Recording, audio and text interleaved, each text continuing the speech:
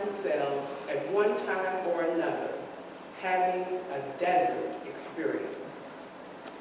Well, in his book, The Holy Ghost in Preaching, Dr. James Forbes writes that it is through prayer that we gain clarity and strength for struggles that we will encounter in this life. It was in the 1800s that a missionary by the name of Hudson Taylor, founded the China Inland Mission. This mission was radical for its time. It was interdenominational, and it accepted unmarried women. There was no formal education requirement even to be a missionary.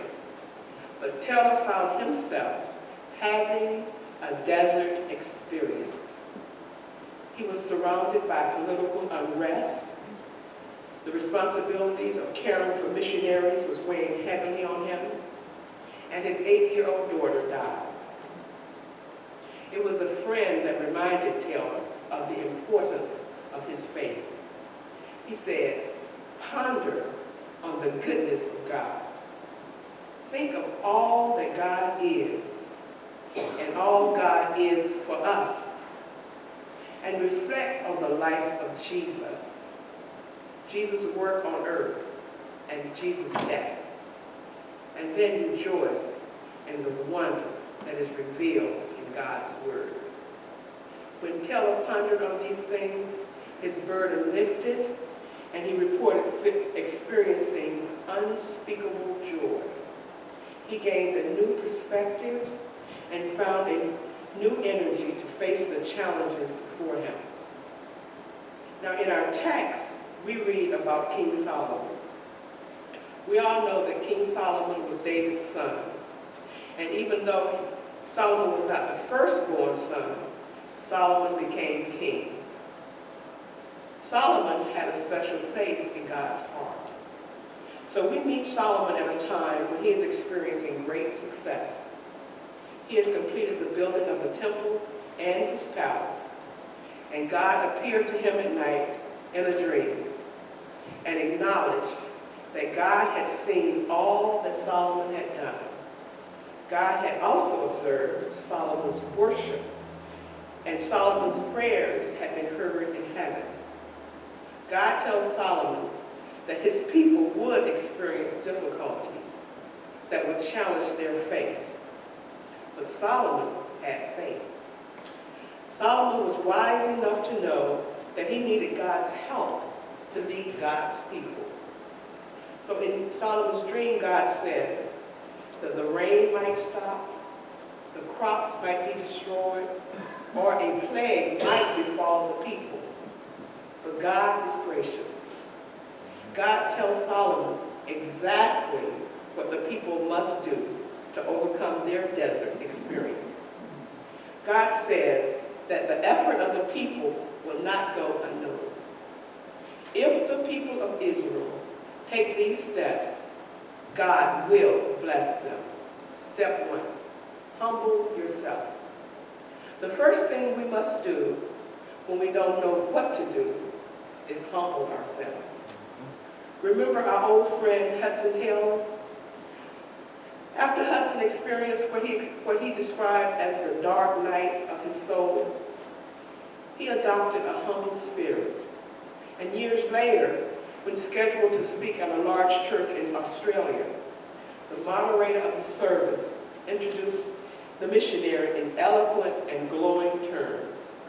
He told the large audience all that Taylor had accomplished in China, and then presented him as our illustrious speaker. Taylor stood quietly for a moment, and then he opened his message by saying, "Dear friends, I am the servant of an illustrious master." Step 2, pray. It is with this kind of humble spirit that God tells us to pray. God says, "Talk to me."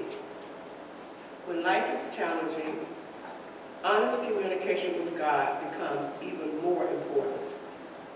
Bishop Desmond Tutu of Cape Town, South Africa, often shares his experiences of going through desert situations.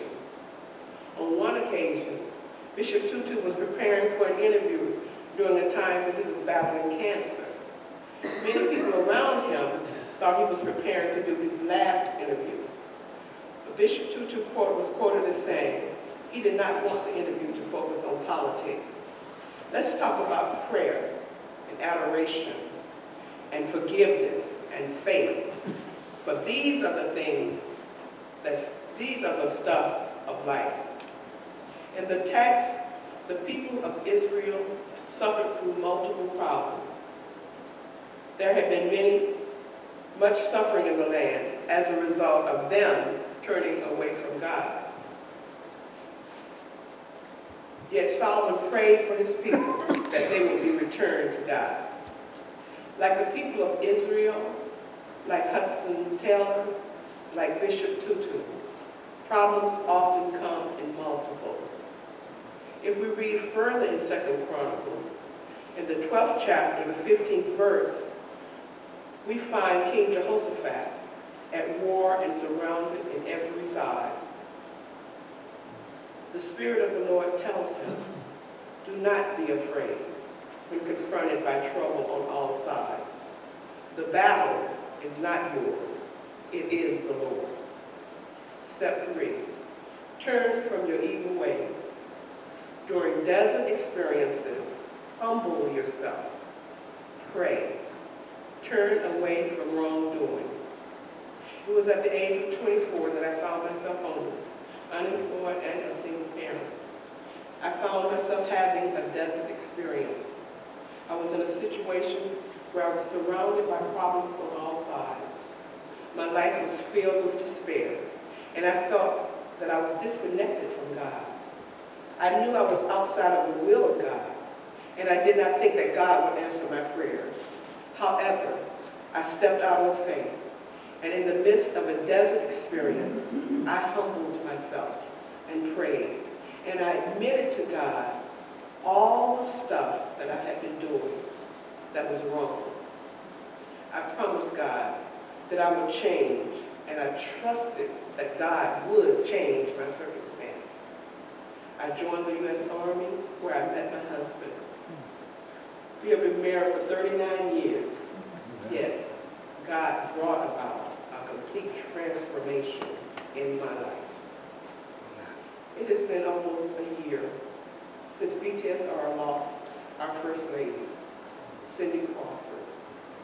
Attending her memorial service, I listened as her husband, President Ronald Crawford, and April Robinson eulogized his wife. I smiled as he shared that on Myers-Briggs, Cindy was an ENFP. I thought to myself, I'm an ENFP. Then he talked about Cindy's love of collecting sayings and placing them around the house.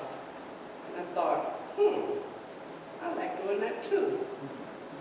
I was sharing that story with my husband one day. We were standing in Cracker Barrel when I noticed a sign that said, God does not give us what we can handle. God helps us handle what we have been given. When those desert experiences happen, with a humble spirit, turn to God. Pray. Admit your wrongdoings. For God says, I will hear from heaven. I will forgive your sins. I will heal your land. God is watching and hears every